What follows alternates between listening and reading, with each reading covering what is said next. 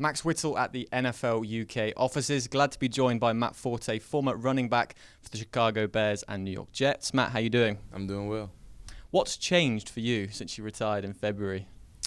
Not much. I still do a lot of the same stuff. I still stay in the gym. I'm a gym rat, so I stay in the gym and I still work out and stuff, but I get a lot more free time with the family. I have 3 kids, 7, 5, and 2.5-year-olds, so stay busy with them. But also, I have a foundation, and it's the What's Your Forte Foundation, so I get to work a lot more and get involved more doing that. We mentor young kids, and we give scholarship money to continue education, and we try to fight against gun violence by using opportunities for education. So staying busy doing that type of thing. I'll be putting on my analyst type of hat this year. I'll be analyzing the Bears and doing a post-game show in Chicago with NBC Sports Chicago. So a lot going on, but I also have a lot of free time to do some fun stuff. I've been out to Los Angeles more this year, this off season than I ever have been, and it's always to film different things or do fun stuff and funny stuff. You might not know it, but I do have a little small comedic side to myself, so just trying to grow that, and if any opportunities come along, continue to do those things. I will ask you to tell me a joke at the end of the interview, test you. I'm glad you're here, though, because Nike just released their promotional campaign with Colin Kaepernick and a few other people, obviously. What was your reaction when you first saw the video? Oh yeah, I was intrigued by the video, but I was proud. I've been a Nike client for the last 10 years while I was playing. My contract ended while I was playing. So Nike, if you see this, I need my new deal.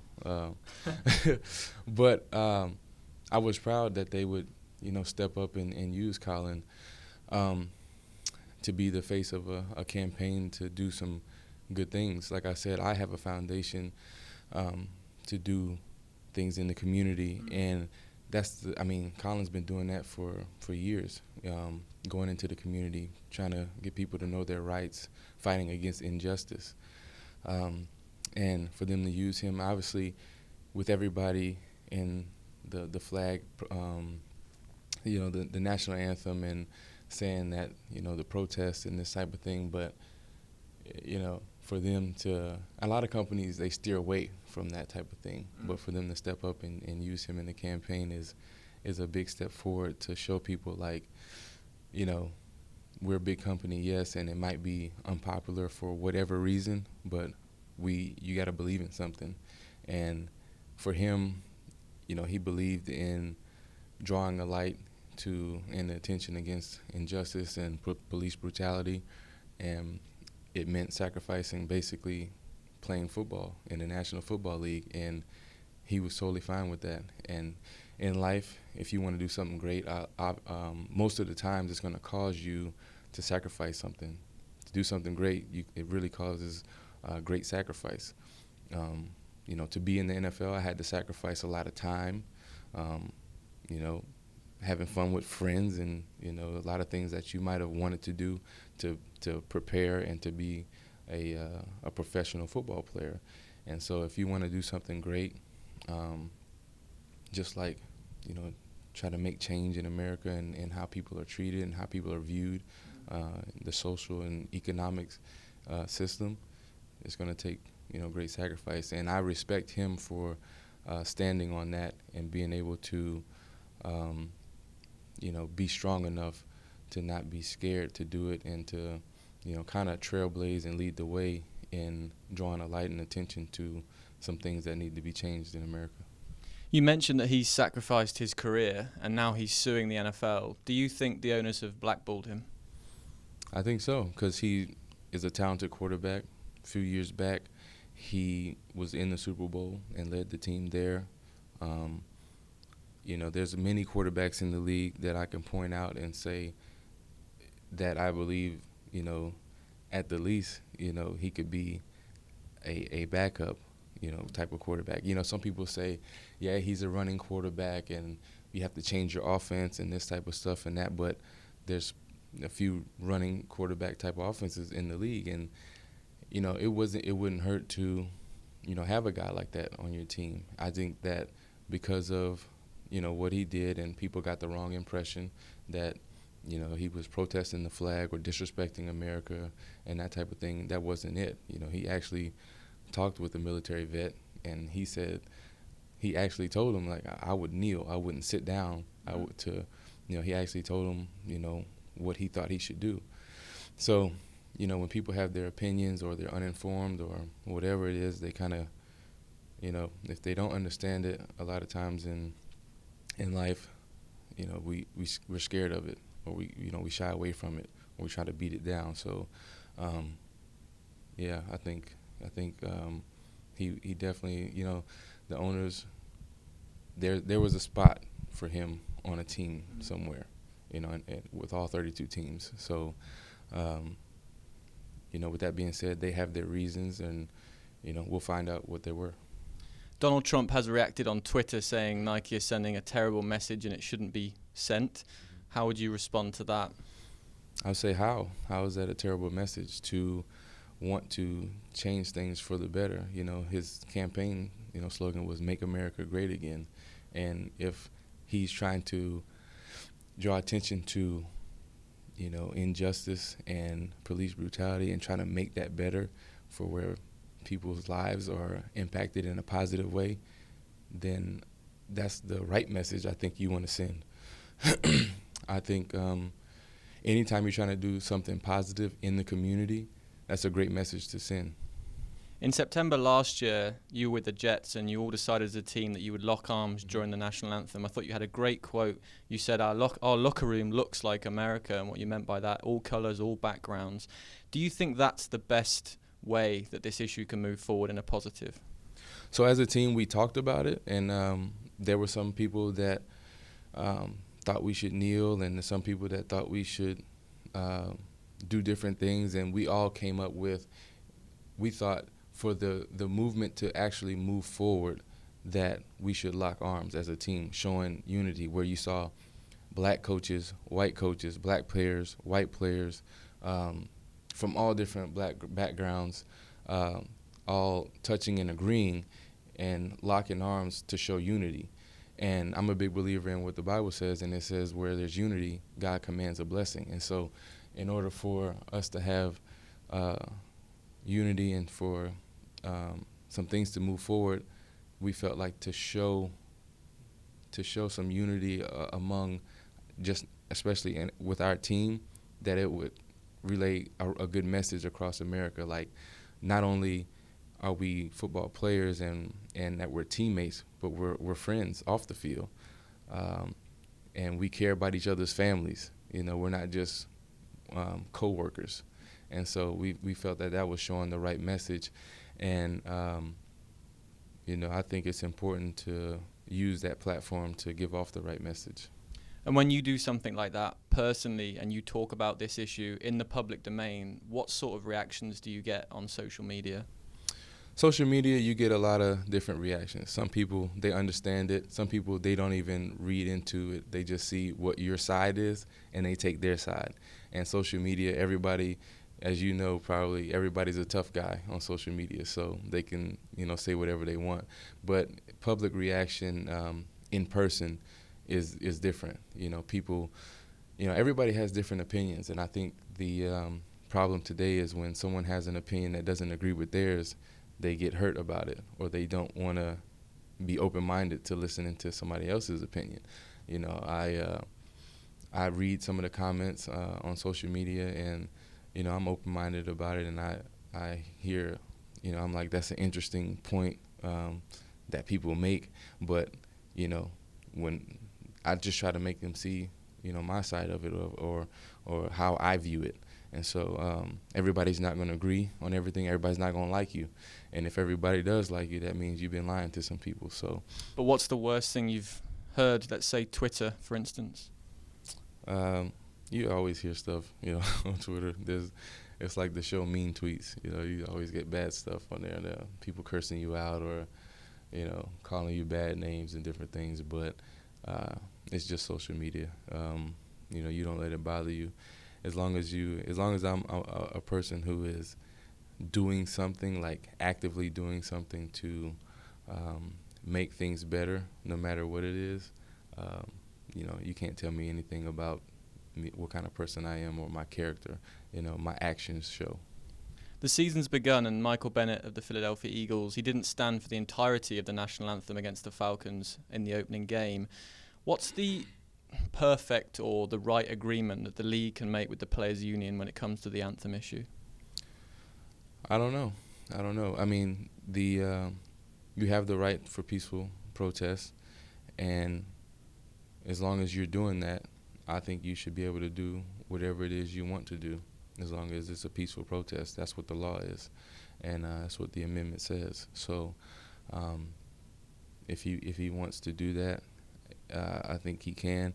I just say if you're doing that, and Michael is doing that, he has a foundation as well where he impacts the community and helps children out, does football camps and things of that sort. It's one thing if you're protesting, but you're not doing anything about it to change things. If you are protesting and you're actually actively doing something to make a change, then it's justified. You can do that.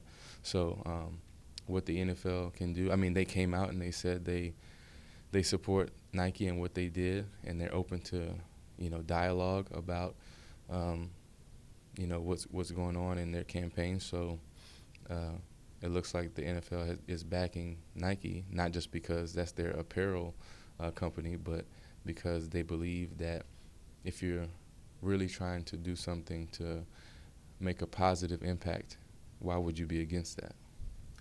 Why has it stopped certain football fans or former football fans now not watching the game, especially because most of the time the anthem isn't even televised? It's interesting. I don't know. When I first came into the league, when we came out of the locker room, the anthem was already over. We never were out there for the anthem. And then it's interesting that, we started to, stand out there every game for the anthem. And,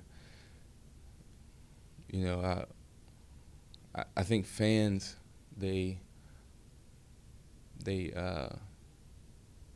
I guess, you can be super patriotic or whatever you want to call it, but you have to understand that when someone is, say they want to protest, peaceful protest, like how Colin Kaepernick did, they're not saying or disrespecting the flag. It's not about the flag.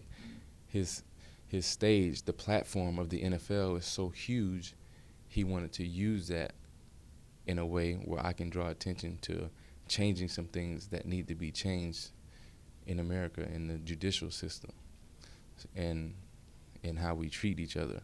So, I think the fans, you have to educate yourself and in what's going on, and not just take it for surface value, where you just see a guy and he's protesting. I love America, I'm against him. We live in America. We want America to be better and continue to get better in how we treat each other. And so it's not that, the message is not that, hey, I live here, but I don't like America. I'm pretty sure everyone that lives in America loves America. It's just we want America we need more love. We need to treat each other better. Have you spoken to any military personnel yourself? Yes, I have. I did actually when I went. It was just before the protest, but I did a few USO tours in Germany, and they were a lot of Bears fans, and they were telling me how they stay up late to watch the games and all this stuff, and I have great respect for them. I went to the infirmary unit where I spoke with guys who had stepped on IEDs and were headed home. Amputees and guys who were burn victims from fighting overseas for us, for our freedom. And so I have the utmost respect for anybody who is in the military or the Army or Navy and or that fight on our behalf over there. And I think they're some of the most courageous and brave people that we have, uh, as well as police officers. I've done ride-alongs for the first time this past off season in Chicago. You know, on you may have heard about it, but Chicago has a lot of gun violence that goes on, and so I wanted to do a ride-along with the police officers and see, you know, kind of what they do and what their job is. And a lot goes into what they do, and it was very revealing and surprising to me, and at a lot of similarities in how they prepare for their job and how you prepare for your job playing football. But they put their lives on the line every day to serve and protect the community. And so, you know, it's just one thing when the message gets construed. When one cop does something bad, that doesn't mean all cops are bad. When one person in a neighborhood or one color type of person does something and commits a crime, that doesn't mean that person or every, you know, colored person that's like that is a criminal. So, you know, like I was saying, military and the Army and the Navy have the utmost respect for all those people. And I've spoken to a couple of guys that I went to high school with that once they graduated high school, they went into the Army or the military. And I just wanted to get their view on what they thought about the protests and during the national anthem. And a lot of them said the same thing. They were like, we understand that it's not about you're against the flag or against America. I'm pretty sure everybody that has the freedoms that they have in America enjoy them. You know, it's like, and they were saying, you know, they understand why he did it, and that, you know, it's just a shame when the message gets messed up. And so, you know, some of them also said they understand, you know, what the guys are doing, and they said they might not have knelt, they wouldn't have done that. Maybe they would have raised their fists like some people do, like that. But, you know, a lot of them had different opinions, but also at the same time, I think all of them said that they kind of understood, you know, why he took that position. Since the commercial came out, College of the Ozarks, which is a private Christian school in Missouri, has banned all of their uniforms sponsored by Nike. What sort of message do you think that sends to the kids there? It's unfortunate because I don't understand, like, what is by banning them to wear Nike gonna do just because Nike supports a guy who is trying to improve something in America or draw a light to so that it can be improved. When you have a problem or an issue, no matter what that issue is, and you draw attention to it, you want it to be fixed. And if it's a bad issue or a bad problem, there's nothing wrong with wanting good to be in the world. So the message that they're sending is just that they're jumping, like whenever your first reaction, usually if you don't think about it, it's not usually the right reaction. If you take a second to sit back and assess, you know, everything that's going on, you can make, you know, better decisions. But it's unfortunate that they, you know, feel that way, that they won't support Nike just because Nike supports Colin Kaepernick and what he wants to do and what he's trying to do in the community. But, you know, everybody has their own opinion. Do you see a positive conclusion to this if it does ever end? I think it's going to take a lot of work, a whole lot of work, and I'm all for it. I think as professional athletes, we need to all come together. And, you know, I would challenge all professional athletes, really. We've been blessed with a lot of money and a lot of influence to do a lot of different things. I think if we all came together, I mean, there's strength in unity, like I was saying. And if we all came together for a cause that's outside of ourselves, I think we could make a bigger impact and faster impact. You know, a lot of people were scared or they just didn't know what to do once the Colin Kaepernick once he did his protest, and some other guys joined the movement and stuff. And then, like now with Nike supporting him, I think some people will feel like they don't have to hide or they don't have to be scared, like maybe I'll get ostracized or maybe the owners may, release me, I might get fired or anything.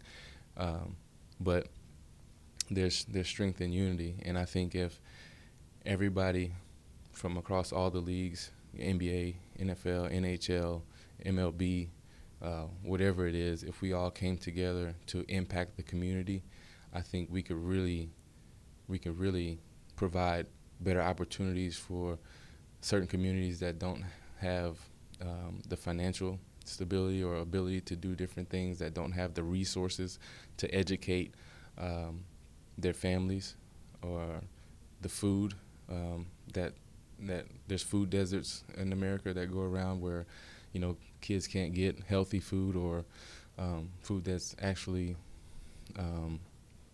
that helps them to grow and actually benefit their lifestyle. So I think if we all really came together to do something, we could make a huge impact, but also it wouldn't take such a long time to actually see some positive motion on it. Matt, I'll leave you with this. Can the NFL and politics coexist? Yeah, I mean, they have to. They do. That doesn't mean it'll be cohesive at the same time. I mean, they've been coexisting for a long time, but when you pull in politics into professional sports, it's just something that it kind of they don't match up too well. And I'm all about truth. I'm not about a lot of politics. It's just if you want to talk about the truth and do something that's going to help other people, then yeah, we can do that. But do they have to coexist, politics and that's the question. Do they have to coexist, politics and professional sports? Matt, I think a lot of people are going to be interested in what you've said today, so thank you for your time. Thank you. For Matt Forte, I've been Max Whittle in London.